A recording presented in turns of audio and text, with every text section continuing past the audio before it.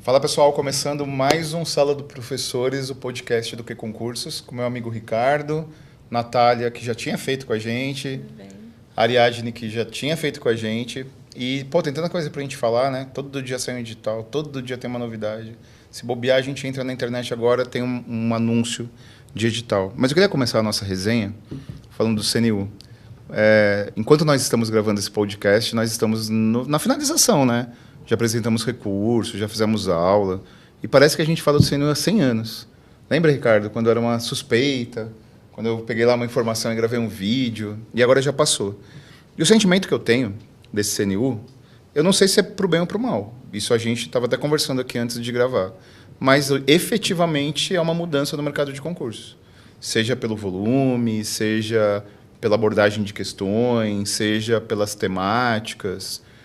Minha opinião, meu sentimento, é que o CNU tem dois ensinamentos. O primeiro é que mudou. Na minha opinião, tem que mudar mesmo, uma opinião muito particular, mas eu não sei se essa é a mudança necessária. A ver. E o segundo é que eu fiquei impressionado com se a intenção do governo era ter um espaço na mídia para esse processo de recrutamento.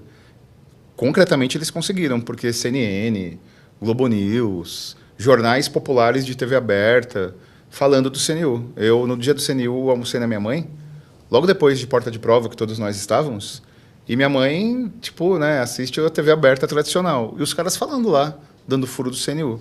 Então, fica esse sentimento, que foi uma coisa muito grandiosa, que furou a bolha do mercado de concurso, mas eu não tenho ainda segurança, como professor e servidor público, para saber se a abordagem conteudista era a mudança necessária. Então, vamos começar o papo por aí. Eu ainda não me resolvi com o meu sentimento sobre o CNU. Vou ser sincero para vocês. E vocês? Pois é, professoras, Rezende, obrigado aí pelo convite, Rezende. Eu acho que veio para ficar, viu, Rezende? Pelo feedback que eu recebi dos alunos, a maioria gostou. Foram temas de dissertação e redação ali bastante palatáveis, razoáveis, não teve nada de desconhecido. Muitos temas nós acertamos durante as aulas, então o feedback, ali, mais de 500 comentários naquela postagem que eu fiz, de que pelo menos a parte discursiva de manhã estava tranquila. Agora, uma coisa cabe ressaltar aqui, Rezende, num momento que se critica tanto, né, o princípio do concurso público, nunca se evidenciou tanto ele. Acho que para quem estuda para concurso, seja CNU, seja outro certame, o CNU teve um ponto positivo, ao meu ver, que ele conseguiu mostrar a todos a importância de um processo seletivo público, onde se zele pela impessoalidade, pela eficiência e principalmente mostrando a importância de quem está estudando. Então, muito se falava, o Enem, agora o Enem dos concursos, né? Então, trazendo aquilo que o STJ já afirmava, que o concurso público é uma cláusula pétrea implícita. A gente não pode simplesmente abolir ou fazer uma reforma administrativa que tanto se fala recentemente, tendente a abolir o princípio do concurso público, trocar cargos concursados por cargos políticos, né? Então, em vez de eu ter aquele servidor técnico independente que aponte as irregularidades, eu tenho aquele servidor político, que é o meu amigo, e muitas vezes vai encobrir aquilo que eu estou fazendo. Então, o CNU, para mim, teve esse ponto positivo, de mostrar a importância de um processo seletivo público, principalmente aqueles que não estão acostumados com o concurso. Pelo número de inscritos, a gente vê, então, que talvez tenhamos, né, professoras, uma segunda edição. O que vocês acharam aí? Eu acho que sim. Quando tivemos a notícia, foi muito polêmica. Algumas pessoas criticavam, outras pessoas achavam certo. E eu acho, concordando com o professor Ricardo, que realmente você abre a oportunidade. Muitas pessoas que nem pensavam em fazer concurso, agora elas já começam a avaliar, falar, não, vou começar a estudar, eu vou continuar. Muita gente aí que não foi muito bem vai continuar também estudando. E, como todo começo, ainda tem pontos, ainda tem muita coisa para avaliar, para melhorar também, mas eu acho que é um grande começo, um bom começo aí para continuar nos estudos e com certeza teremos mais uma. Eu confio que vai continuar assim. Olha, o sentimento que eu tive foi um pouco diferente, porque como o CNU foi uma coisa absolutamente inédita e para muita gente e muitos alunos nossos prestaram esse concurso pela primeira vez, foi uma coisa... Eu achei uma coisa sensacional nesse sentido, sabe? Abriu uma porta ali para o pessoal ver que tem condição de conseguir. Porque muitos alunos nossos que prestaram pela primeira vez já conseguiram fazer uma pontuação até que razoável, não sei se é suficiente para passar, mas eles já vieram me dar um feedback muito bom. Nossa, eu atingi tantos pontos em tal bloco e tudo mais, e eu achei isso muito legal. Apesar de ser um concurso bem diferente do que a gente está acostumado a fazer, né? Do que a gente está acostumado a ver na prática. Mas, se é algo que veio para ficar, que seja algo bom daqui para frente, que cessem os erros que a gente viu que teve também, né? E que seja melhor nos próximos anos aí. Mas como é que é polêmica, tomada de 3 pinos ou 2 pinos? Não, tô brincando. Tem uma dúvida, Rezende, como é que você reputa aí esse nível de abstenção? A gente teve muita gente faltando. Essa é a minha primeira pergunta polêmica para você. O que você reputa? 2 milhões se inscreve, apenas 1 milhão vai? Cara, eu tenho uma desconfiança. Foi muito ampla a taxa de isenção. Eu concordo com a isenção, né? A isenção tem até um programa de assistência do governo federal, que é um dos critérios de isenção. Mas eu acho que como a intenção do governo tinha esse discurso de inclusão e democratização, a flexibilidade de isenção de taxa foi muito grande. Eu até brinquei, né? Se é ser humano, tem isenção. Respira, tem isenção. Salvo engano, o governo declarou que... Olha que curioso, Ricardo. O governo declarou, salvo engano, que 1 milhão de pessoas conseguiram isenção.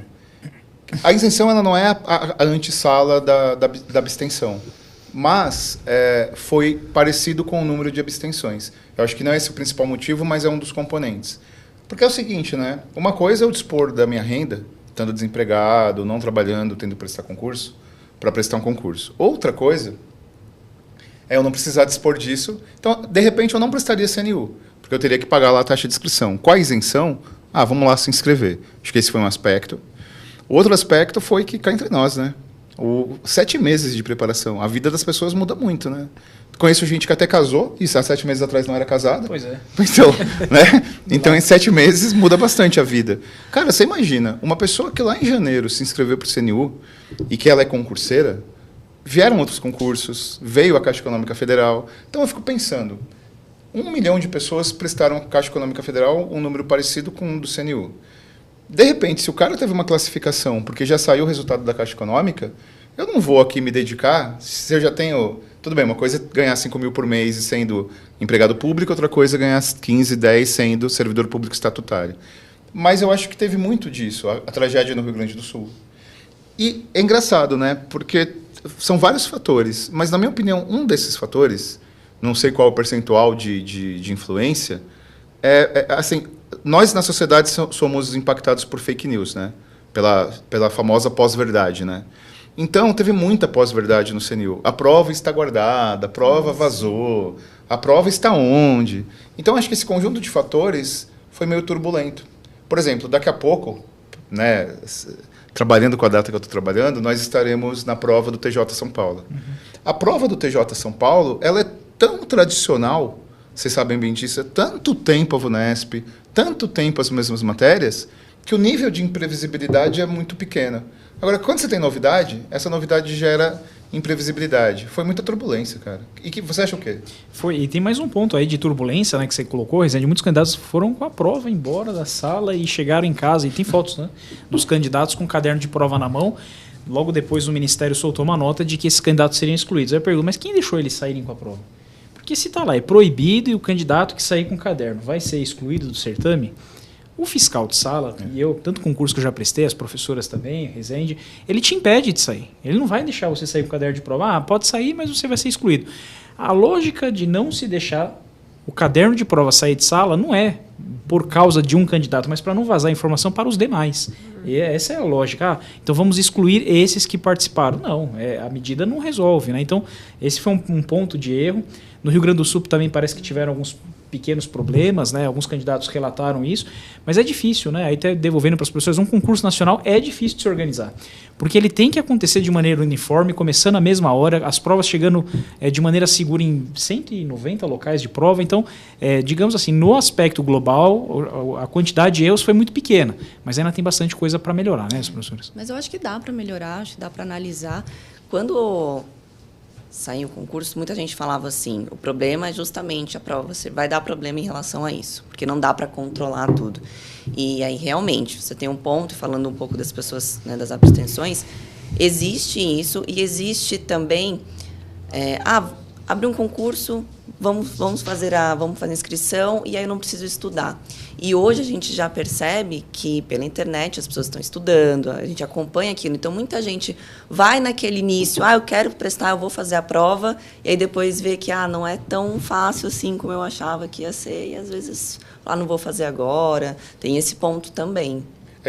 Antes da Ariadne, tem uma coisa que eu deixei de falar em aula, que é leia o edital. Eu vou voltar a falar. Né? Nós estávamos assistindo uma Uber, né, que é blogueira, que ela foi fazer a prova do CNU. Você assistiu esse vídeo? Não. Assistam depois. O vídeo mais engraçado dos últimos tempos. Fui fazer a prova, reclamaram que não tinha que pôr nome. Tava escrito. Tava escrito. Então, eu acho que esse edital... O Ricardo falou uma coisa que me deu um start. Desculpa, antes de passar a palavra. Muita turbulência se deu pelo não hábito de ler. Sim. Então, é importante você saber a regra do jogo, né? Você teve muito feedback? Muito. Você que tem o hábito de responder os alunos no Instagram? Eu tenho um hábito, porque eu fico... Né, não que eu não tenho.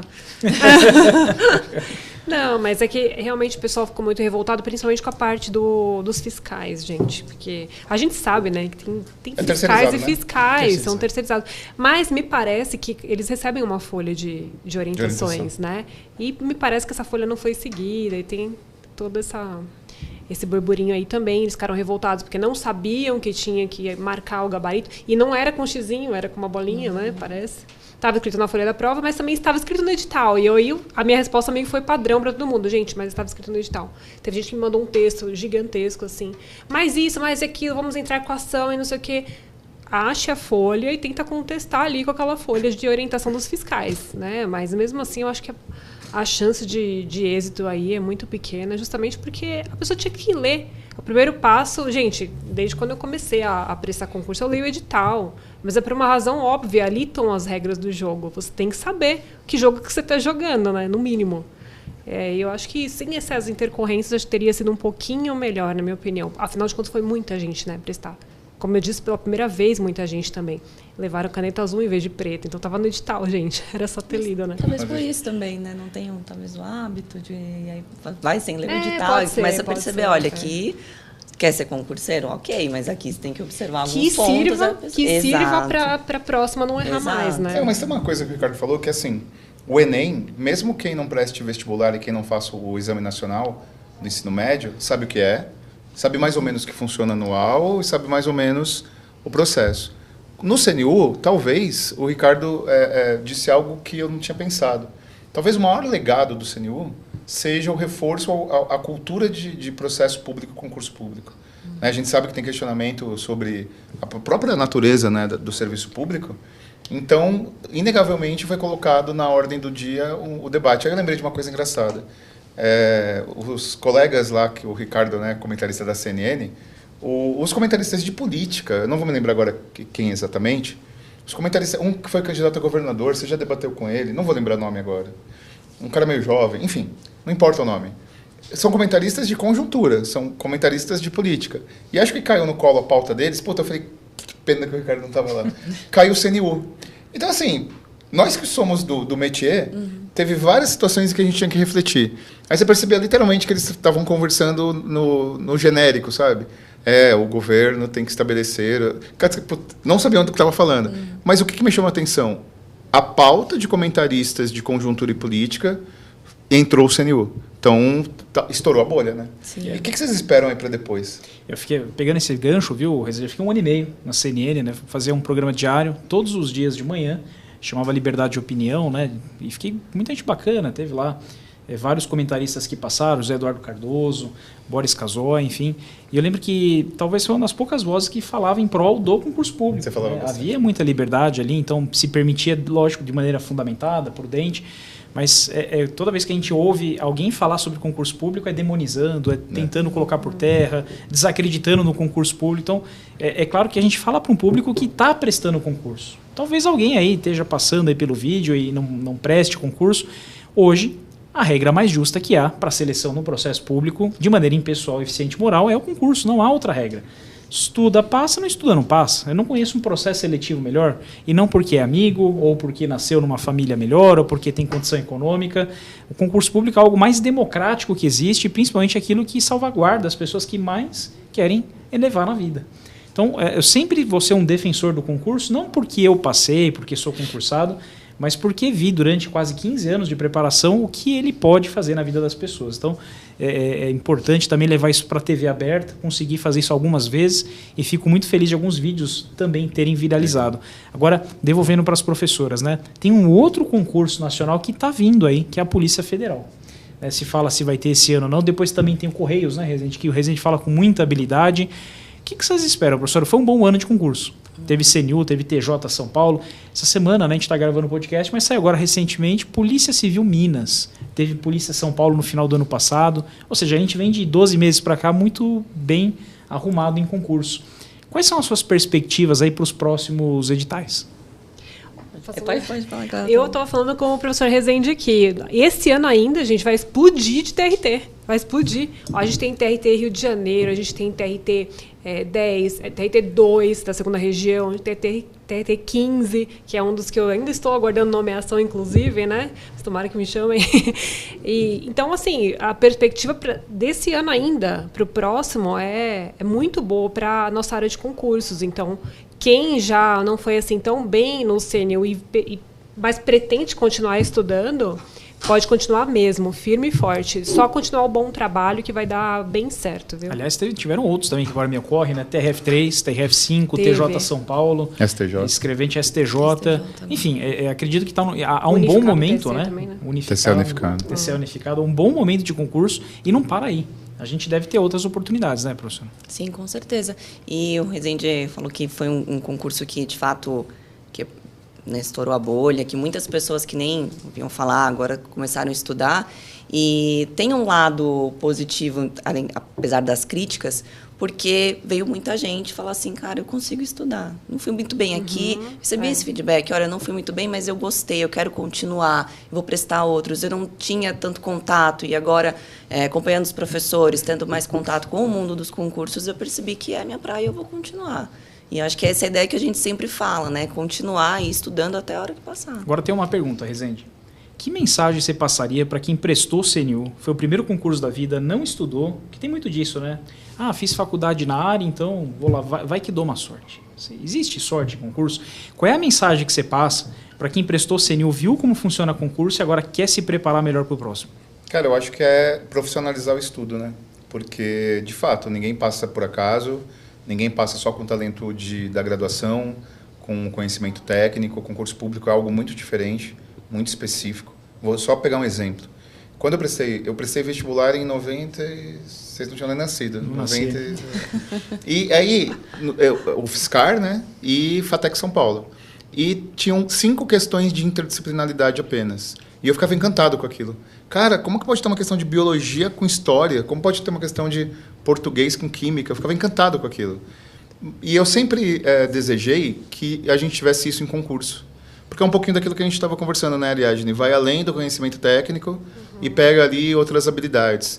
E teve uma questão, e a matéria Realidade Brasileira que eu lecionei foi o cúmulo disso, porque era uma junção de história, atualidades, geografia e geopolítica, ao ponto de ter uma questão que tratava de uma música do Chico Sainz, falando da região do Mangue, tinha uma questão que falava da Era Vargas e de uma marchinha de carnaval do Lamartine Babo, inclusive coube recurso, e tinha uma questão que falava sobre a realidade das cidades brasileiras. Isso nunca estaria junto numa prova na mesma matéria. E teve essa interdisciplinaridade. No domingo, foi muito agitado, né? Nós fomos para a porta da prova, aí nós estávamos acompanhando tanto alunos quanto o time. E o Ricardo, ele fez uma postagem que, inclusive, foi postada também no Instagram nosso do Quê? Em que ele colheu com os alunos os temas das 7 discursivas mais a redação. E aí, quando eu bati o olho naquela postagem do Ricardo, eu fiquei pensando assim, os caras utilizaram a discursiva e a redação para a inclusão. Porque todos os temas, a situação da gestante no direito trabalhista, a questão climática, a questão dos presídios e da saúde do carcerária, a educação e tecnologia é um tema tão presente depois da pandemia no Bloco 8. Cá entre nós, Se a pessoa tivesse o mínimo de convivência, de conhecimento de mundo, é um tema que não é estranho a ela. E mesmo no bloco de TI, o tema foi um tema aberto. Foi tipo banco de dados SQL, que é hoje a coisa mais básica de tecnologia. Então, vamos supor, pegando o exemplo do bloco mais complexo em tese, né, que o cara ele não tivesse muita afinidade com... Sabe aquele jovem lá que acabou de sair da faculdade? Vai lá para prestar o concurso que eu paguei, filho, vai lá. E o cara cai de paraquedas, ele, puta, não sei nada desse negócio de direito do trabalho, eu nem gostava dessa matéria na faculdade. Não, sociologia do trabalho, eu nem sabia que existia. Gestão pública, não sei o que é. Se ele chega na redação, é um tema que dialoga mais com ele, é um tema mais familiar a ele. Então, eu acho que muita gente pegou gostinho. Eu não sei vocês, mas eu recebi mensagem de aluno dizendo o seguinte: nem estudei e fiz 50%. Nem estudei e consegui responder alguma coisa. Sim. Meu irmão, eu não sei se vocês passaram por essa fase, mas o primeiro concurso que eu prestei na minha vida, eu fiquei olhando para a parede, esperando dar o tempo mínimo para eu poder sair da sala. E foi um sentimento horrível, que só anos depois eu voltei a prestar concurso vocacionado pra caramba. Porque ficar esperando dar o horário porque você não sabe o que responder e sair, é um sentimento de autofrustração. E esse CNU, eu acho que espertamente, a SES Gran Rio ela fez uma integração com esses temas. Voltando à pergunta do Ricardo, eu acho que você tem que pegar o seu resultado, respirar, dar uma choradinha, chorar 2 dias. Chorar é importante, sofrer é importante. E depois para e pensa, o que eu fiz que deu certo? O que eu fiz que funcionou, não funcionou, e continue estudando. Vamos fazer um jabá? Não era para fazer jabá, né? Bate-papo. Nós tomamos uma decisão, eu e o Ricardo participamos de várias reuniões, e nós decidimos criar 2 cursos do CNU no QC. Acho que a gente nem comentou com vocês ainda. Um de nível intermediário, com as matérias do bloco 8, porque em tese são as matérias que vão rolar, e uma do núcleo comum para nível superior. E aí a gente ficou pensando, né? Puta, vamos vender, vamos fazer promoção? Somos uma empresa, recebemos salário. O cinegrafista bravo aí com coisa gratuita não vai receber salário. Mas nós decidimos dar gratuito nesse primeiro momento. Porque tem um monte de gente, Ricardo, e eu tenho essa impressão, meninas, que ainda não está convencida de pagar um curso preparatório, mas está convencida que vale a pena, de repente, continuar estudando. Então, tem os cursos gratuitos, CNU 2. Acho que a gente vai ter uma nova leva de concurseiro. E tem uma coisa que eu vou devolver essa pergunta também para os professores, mas tem uma coisa que você falou, Rezende, que é muito interessante. 2 pontos. O CNU ele vai na contramão dos demais concursos porque ele coloca a discursiva antes da prova objetiva. Todo mundo que já fez concurso nessa mesa sabe que de manhã você faz a prova objetiva, desanima, porque você não sabe nada e não volta à tarde. Você fala, nem vou fazer a discursiva. E eu sempre falava assim para os alunos, volta à tarde, porque igual os TRTs, né? Volta à tarde porque vai ser legal você ter uma experiência discursiva, mesmo que você tenha ido mal na prova objetiva. Só que ele faz o contrário. Então, ele faz a discursiva antes e aí o nível de abstenção à tarde é muito menor. Porque o cara se sente confiante e volta para fazer a prova. Esse é o primeiro ponto. E o segundo, aí devolvo para as professoras, é que pouquíssimos concursos fizeram o que o CNU fez, um calendário de concurso. A gente vê até uma nova lei de concurso aí, né, hoje caminhando para entrar em vigência, depois a gente até comenta sobre ela, mas acho que o ponto-chave aí é ter previsibilidade de datas. Se a gente pegar, por exemplo, o concurso da Polícia Civil de São Paulo, não sei até onde vocês estão a par, mas esse concurso aconteceu em novembro e depois o concurso de delegado aconteceu na primeira semana de dezembro e até agora o delegado não tem a correção da escrita. O concurso de servidor até agora não tem o sorteio para a fase oral, quer dizer, ainda tem mais 3, 4 meses de fase oral, depois tem a fase de títulos. Esse candidato que prestou a prova no final de 2023, ele só vai assumir talvez em 2025 a tramitar do jeito que está indo, né? Mas por que disso? Falta um cronograma, um calendário de concurso. Todo mundo aqui já prestou concurso e sabe que a nossa vida anda de lado. Todos os dias é igual, né? Você acorda, estuda, trabalha, volta, estuda, janta e dorme, acorda, estuda, e assim até chegar a sua vez de fazer aquela nota de corte. Agora, quando se tem um calendário de concurso, tudo fica mais previsível, porque permite que você preste outros concursos, tendo em vista que dá para fazer uma conciliação. Agora, ficar na incerteza é algo muito frustrante, né, que gera bastante ansiedade. Então, professoras, a pergunta é, momento do corte, hein? Pergunta é, quem prestou CNU e não foi bem, ou foi o primeiro concurso, o que tem que fazer para alinhar agora os estudos? Bom, primeiro, como o Rezende falou, tirar 2, 3 dias para dar uma acalmada, né? Respirar. Chora no banho? Exato, respirar. Mas entender que o estudo ele é um hábito. Então, você tem que todo dia estudar um pouco. Isso nós até comentamos na outra sala dos professores, que nós falamos muito sobre isso, né? A gente começa ali... Qual é o problema quando a gente começa a estudar? A gente fala assim, eu comecei, por exemplo, nas férias, aí eu tenho 12 horas para estudar, e você estuda, e flui, e de repente você fala, não consigo mais estudar amanhã, aí depois de amanhã também não, você não consegue manter essa constância. Então, a ideia e aí como o professor Ricardo falou, por exemplo, ter a ideia do calendário. Então, qual é o seu objetivo? Eu quero estudar para passar no cargo X, ok. Eu quero me preparar, eu quero prestar de novo, quero fazer a prova do CNU, ok. Então, você sabe que você tem um período. Faz ali um cronograma, o professor Ricardo dá muitas dicas em relação a isso, mas que seja um cronograma possível, que seja um cronograma viável. Não adianta falar que vai estudar 12 horas por dia. Ninguém estuda 12 horas por dia, pelo menos não consegue todos os dias. Então, coloca isso para a sua realidade e não pare. Veja ali como você vai adaptar trabalho, família e tudo isso. E, claro, né, o que você vai ter que deixar, fazer as suas renúncias também. Porque a gente fala muito de, tem que ter um equilíbrio. O equilíbrio ele é importante, mas muitas vezes você vai ter, sim, que se abdicar de muitas coisas para manter essa rotina de estudos. Mas, gente, não abdiquem de atividade física, pelo amor de Deus, não, tá? Isso é muito importante, Eu porque só já vi... Não, mas meia hora por dia andando não custa nada, gente. É meia hora que o seu cérebro vai oxigenar. Meu cachorro. Tá bom já, tá bom. Faz uma corridinha com ele, um tirinho, sabe? Você e seu cachorro. O cachorro fala. Não, falando muito sério, gente. Eu tô postando no podcast, eu vou cortar a Ariadne da postagem. Mas por que eu tô falando isso? Porque eu já vi muita gente surtar por causa disso. Eu conheci uma moça que estava falando que ela, em 7 meses de estudo, engordou 16 quilos. Porque ficou maluca. E não passou. Não fez a nota mínima, porque ficou muito ansiosa, comeu demais e não parou pra nada. Então, eu falo, pra quê? Não adiantou do que você fazer isso? A gente precisa equilibrar. Não adianta, assim, é equilíbrio mesmo. Pelo menos uma caminhadinha de meia hora com o cachorro, ou sem o cachorro, tá?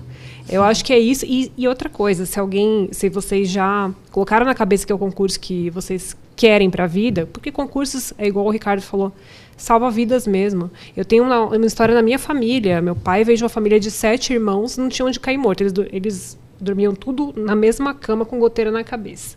Então, para ele, o concurso público era a única salvação da vida dele. E deu certo, graças a Deus, tá tudo bem. E foi uma crença que ele levou para os filhos também, né? E eu acho que se é o sonho de cada um, se não deu certo agora, vai dar depois.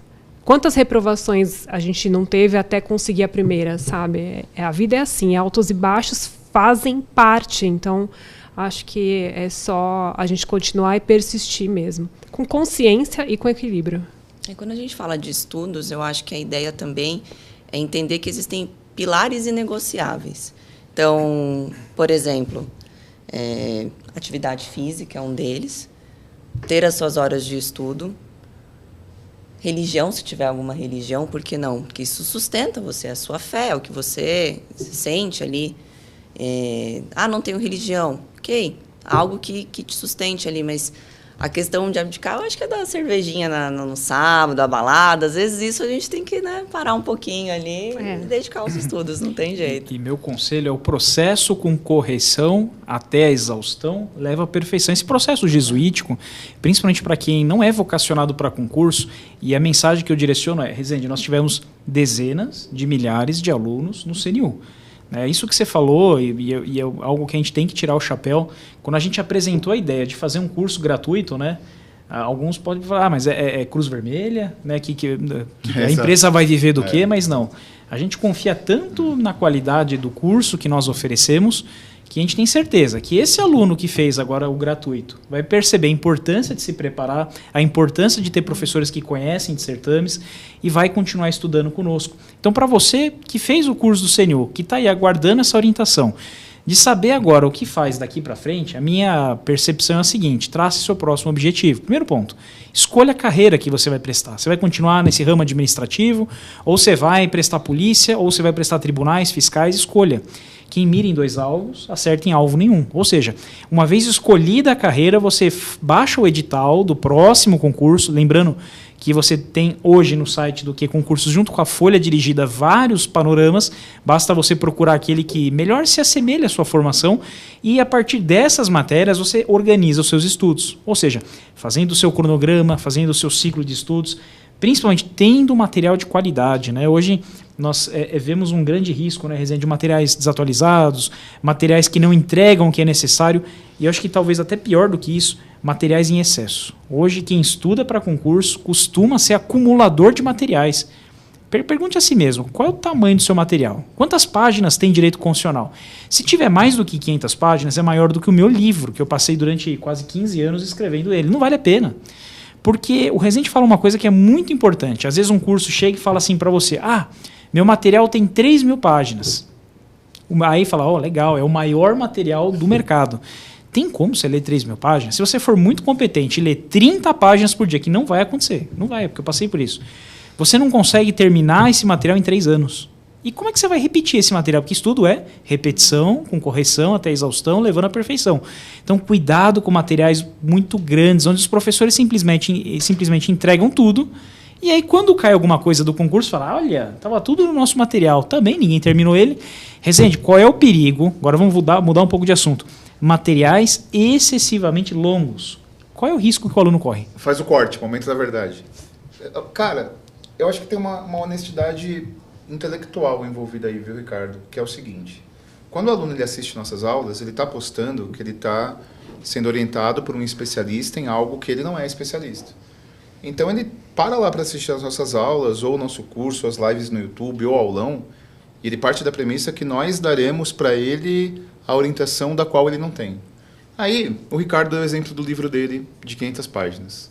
Cara, o Ricardo poderia muito bem pegar o livro dele, quebrar lá a propriedade do livro dele, deixar como uso público, e em toda a live dele dizer o seguinte, estou dando para você, olha como eu sou legal, 500 páginas de direito constitucional. Certamente, tudo que cai na prova está no livro do Ricardo por uma questão óbvia, é um livro.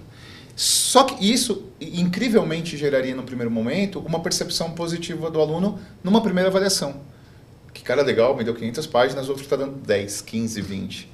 Então, isso é desonesto. E por que é desonesto?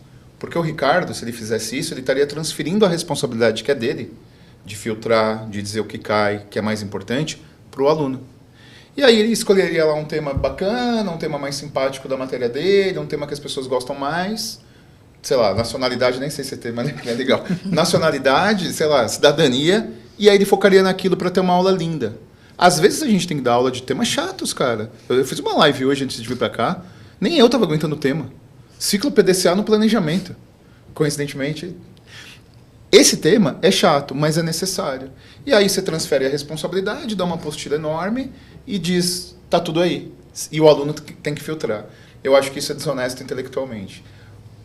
Aquilo que é excessivo é prejudicial, mas isso não significa superficializar, né? Então você tem que ter a análise que nós fazemos quantitativa. E uma coisa interessante, e aí a gente abre porque isso é legal, também não tem uma regra. Por exemplo, que um professor falou comigo esses dias, salvo engano, o professor Newman, que é o nosso colega super competente, ele estava comentando, o Newman, ele estava comentando comigo que algumas matérias, alguns tópicos de conhecimentos bancários é uma página. Por quê? Porque é regra, é aplicabilidade do Banco Central. Eu tenho PDFs de uma aula de 30, 40 páginas, o Ricardo tem até demais. Porque a matéria dele tem uma densidade maior de vocês também. Então é óbvio que não tem uma métrica 2, 3, 4 páginas.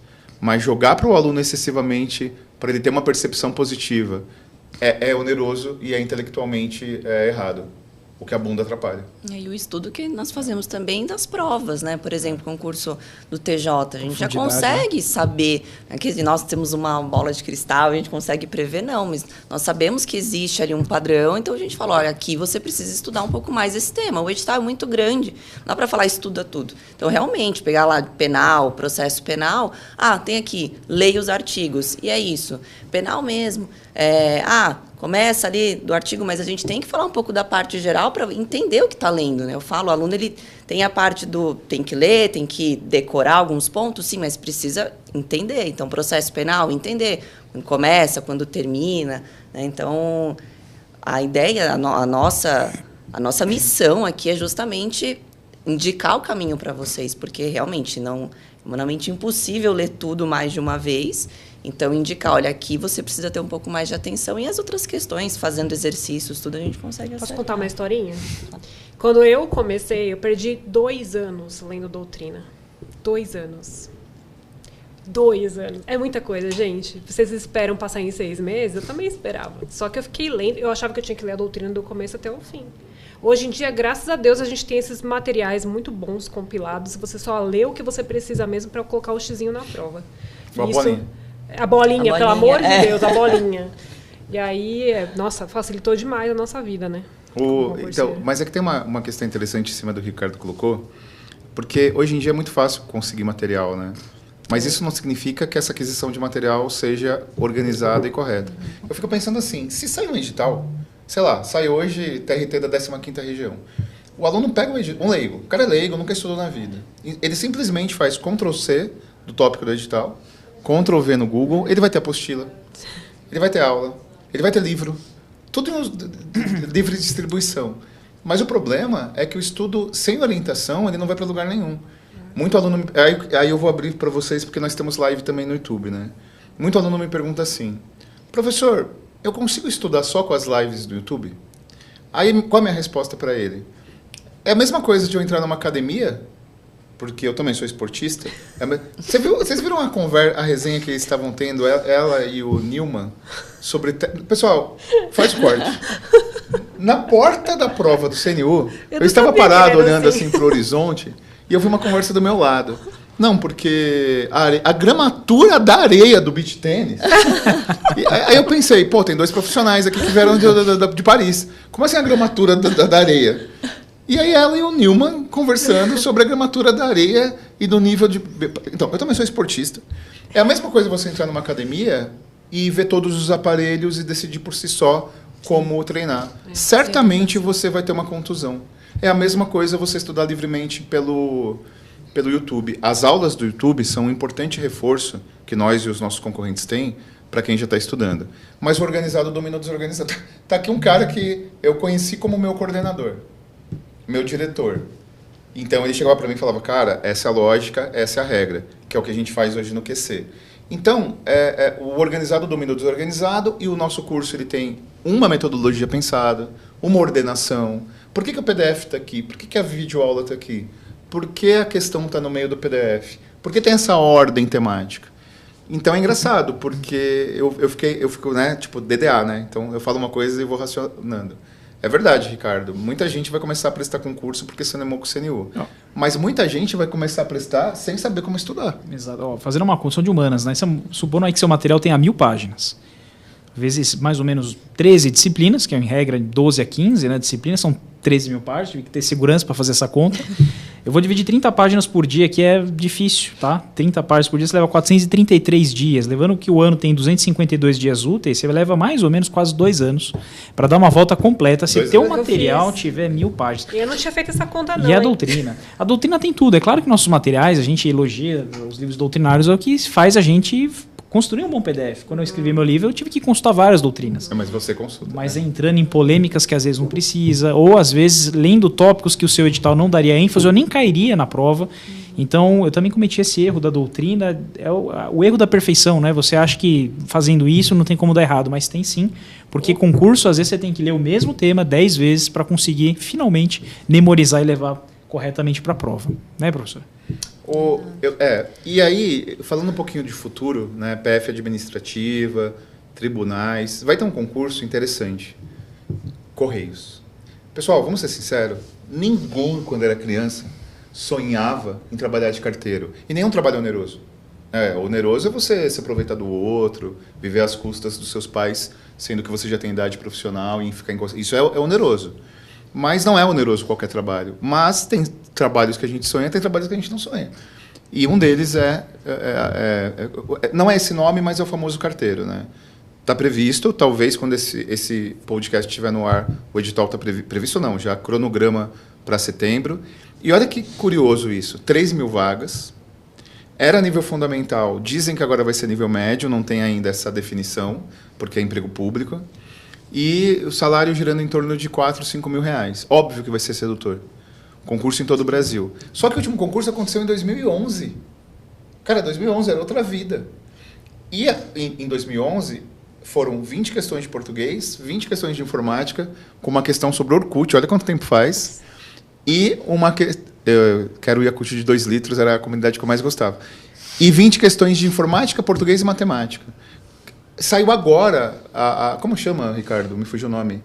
Aquele documento que o órgão solta com as diretrizes, né, do concurso.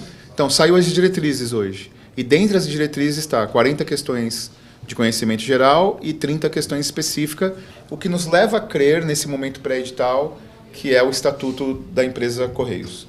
Pois bem, onde eu quero chegar? Ninguém sonha em ser carteiro quando criança. Mas eu não sei qual é a sua dívida, meu chapa. Eu não sei o boletão que você tem para pagar. Então é evidente que se você tem liberdade de esperar o CNU 2, esperar um TRT, esperar o próximo TJ São Paulo, que seja. Mas se você está numa situação de precisar para ter dignidade, pagar conta, inclusive fôlego para investir nos estudos, presta. Que você tem o direito inalienável de não assumir ou não trabalhar. É isso que eu tento falar para os alunos, cara. Uma história rápida também. E vamos fazer um giro de histórias curiosas. Eu, quando tomei posse, eu comecei a trabalhar numa quebrada. Para quem conhece São Paulo, Estrada do Alvarenga, Favela do Pantanal, conhecido como Faixa de Gaza. Se uma região é conhecida como Faixa de Gaza, divisa de São Paulo com o Diadema, era uma região periférica implementar um equipamento público. Teve uma garota que tomou posse para políticas públicas comigo. Só que ela era socióloga, ela tinha prestado concurso muito vocacionada, mas sem saber que ela poderia trabalhar em qualquer região de São Paulo. E que aquele projeto era para regiões periféricas. Ela morava em Moema e tinha que ir muito longe de casa. Era uma situação difícil para ela. E ela tentou. Tomou posse, iniciou o exercício. Tentou uma semana. Depois de uma semana, ela, com muita reflexão, resolveu pedir exoneração a pedido. E tudo bem. Se ela prestar um outro concurso amanhã, ela não vai estar onerada. Então, eu sou adepto de que é legal. A sua primeira aprovação não te deu uma autoconfiança para você ter outras? Depois de 50 provas prestadas, quer dizer, eu lembro, estudava para concurso, filho único, descer uma escada voltando de um concurso, meu pai, que não entende nada de concurso, falou assim para mim, falou, você é um bom filho, né? Já era advogado, honesto, mas para concurso você não leva jeito não, deu um tapinha no ombro, falou, vai fazer outra coisa da vida. E depois que eu tive a minha aprovação, parece que você destrava, né? Vão tendo outras aprovações, eu gosto de contar então das derrotas. Acho que o principal erro, Rezende, que eu vivi e que eu vi os meus amigos também viverem, subestimarem alguns concursos escada. Sem demérito, né? Quando a gente fala de concurso escada, não é dizer, ele é um trampolim para você prestar outro concurso. Não é, tanto que eu sou prova disso. Passei no concurso servidor, depois passei em 2 concursos de carreiras jurídicas, que é delegado e promotor, não quis ir. Alguns não entendem, falam que é louco, né? Às vezes eu também acho que sou, mas eu entendi que minha vida não seria compatível em outro lugar, então fiquei em concurso de servidor, que é o chamado concurso escada. Por mais que você queira prestar concursos de cúpula, juiz, promotor, delegado, auditor fiscal, auditor do trabalho, que são concursos que remuneram mais de R$20 mil, é importante que você saiba que você precisa de estofo financeiro, estofo emocional, resistência física, emocional, psicológica, cuidado, pessoal, porque o meu concurso de delegado se levou 2 anos e 11 meses, do dia que saiu o edital até o dia que eu fiz o concurso. Supondo que eu não passasse nesse em São Paulo, eu teria que prestar o próximo, cuja posse foi agora em 2023. Quer dizer, eu teria levado 6 anos apenas em 2 concursos. De 2017 até 2023, mais ou menos de preparação. Então, não queiram subestimarem os concursos escados, porque eles permitem que vocês tenham renda, permitem que vocês tenham rotina, permitem que vocês tenham pelo menos uma distração no seu dia a dia de não ficar bitolado só estudando. E sem demérito a quem só estuda, que tem uma vantagem única em relação a quem concilia trabalho, mas é importante colocar, pessoal, que a carga emocional é muito grande. As pessoas vão te indagar em festas, né? Existem familiares e familiares, né? Olha, ele só estuda, estou preocupado com ele. Mentira, as pessoas estão achando que você não está fazendo nada da vida, mas só nós sabemos como é duro a vida de concurso, porque é algo invisível. Chega no final do dia, professor, tudo que você fez, ninguém sabe o que você fez. Por menor que seja um trabalho manual, você vê um resultado ao final do dia. O estudo não, só existe resultado quando você é nomeado. E se você não é nomeado, parece que você trabalhou em vão. Então, cuidado com a carga emocional. Acho que esse é um problema que eu acumulei na minha trajetória. Gerou ansiedade, gerou uma pressão alta, que cuida até hoje. gerou crises, né, de ficar, meu Deus, estou infartando. Não, só um pouco de café a mais. Então, cuidado, pessoal. Esse tipo de concurso que o Resende traz para nós, ele pode ser extremamente importante para duas coisas. Ou você se encontra nele e fala, é isso que eu quero, aconteceu comigo.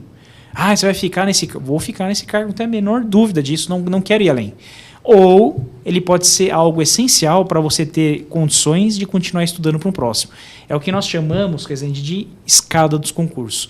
Se você quer alcançar o topo, recomendo, então, que você comece do primeiro degrau. Quem mira o último degrau, capaz que não chega nem no primeiro degrau. Faz o corte, pai herói.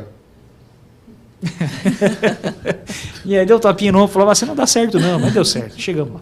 Mas cara, conhecendo seu pai, eu acho que o orgulho, que é uma pessoa muito parecida com meu pai contido, acho que o orgulho que ele teve talvez tenha sido muito maior que a sua felicidade, porque ele estava lá com 50 derrotas e ele percebeu que estava errado. E curiosamente a minha mãe é muito parecida com a mãe do Resende, né? Fui um dia almoçar no domingo, ela fala muito melhor que ele, inclusive, tem uma didática, uma oratória, é incrível, verdade, incrível. Mas devia ser palestrante. A mãe do Resende é incrível. E depois mostra esse corte para ela, tá? Que o bacalhau dela estava muito bom. E a mãe dele é muito parecida com a minha. E a minha fala, não, sai de concurso. Minha mãe era dona de salão de cabeleireiro e dona de bar. Então, assim, teve uma vida difícil, etc. Ele falou, larga isso é uma quimera, isso é um sonho, é fantasia, vai pra vida real, né? Falava isso pra mim. E eu nunca esqueço, quer dizer, no meu primeiro pagamento, eu coloquei o olerite em cima da mesa e minha mãe durona, filha de quem foi pra guerra, então imagina, teve uma criação difícil, né?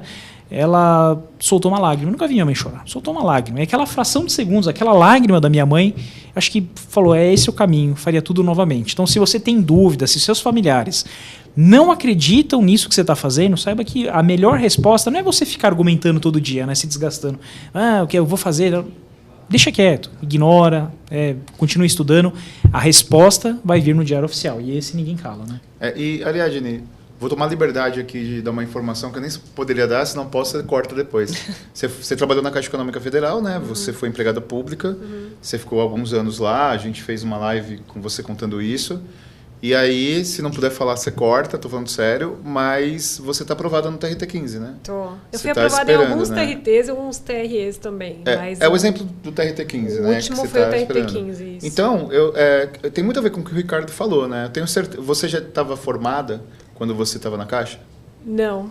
Mas você estava estudando Eu passei minha faculdade inteira na Caixa Econômica praticamente. Então, esse é um bom exemplo. Por óbvio que você na faculdade e você querendo seguir a sua graduação, você não objetivava a Caixa Econômica. Mas a Caixa Econômica provavelmente te ajudou. Me ajudou. A hoje ter a aprovação no TRT, sim, né? Sim. Ela foi uma fonte de renda para eu me virar sozinha, né? Que foi o exemplo que eu tive em casa. Você quer alguma coisa? Vai conseguir sozinha. Era assim. Eu tenho essa cara, mas eu nunca fui mimada, não, viu? E aí eu entrei na Caixa, depois fui chamada no Banco do Brasil também. Isso me deu, sim, uma certa estabilidadezinha enquanto eu estudava, né, na faculdade. Daí eu falei assim para mim mesma, quando eu passar na OAB, eu vou sair da Caixa e aí eu vou advogar. Mas isso não aconteceu, tá, gente? Vai acontecer muitos anos depois.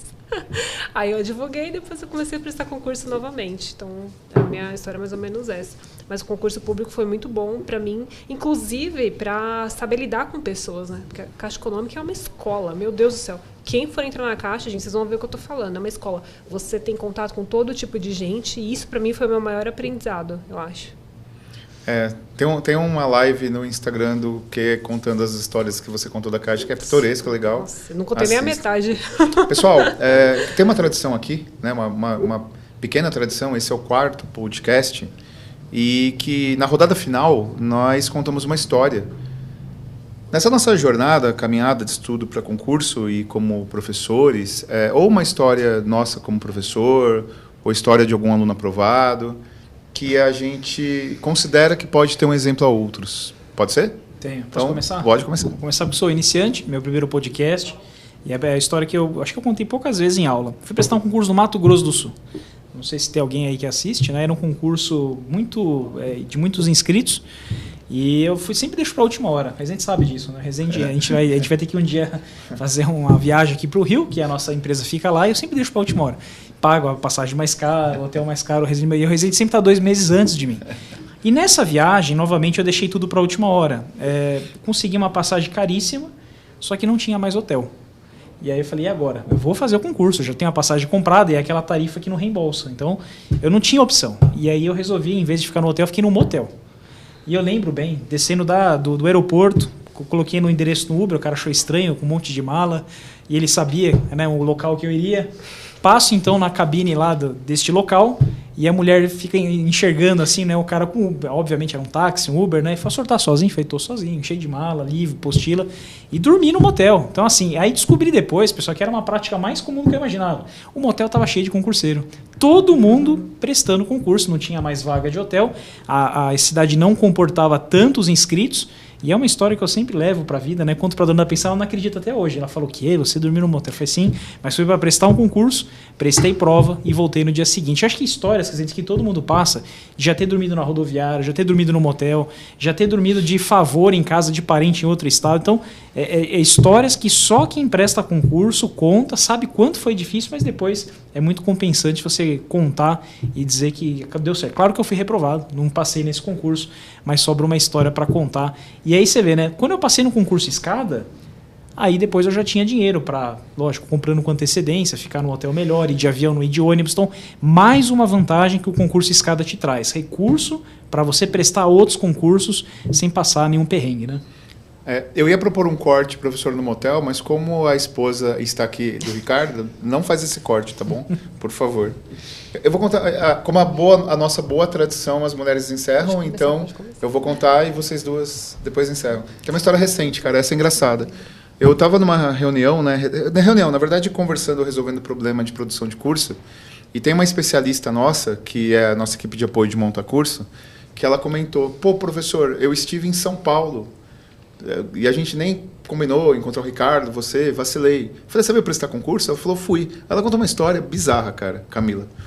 Ela veio prestar um concurso, que teve aqui recentemente, acho que de tribuna, TST, enfim, veio prestar um concurso.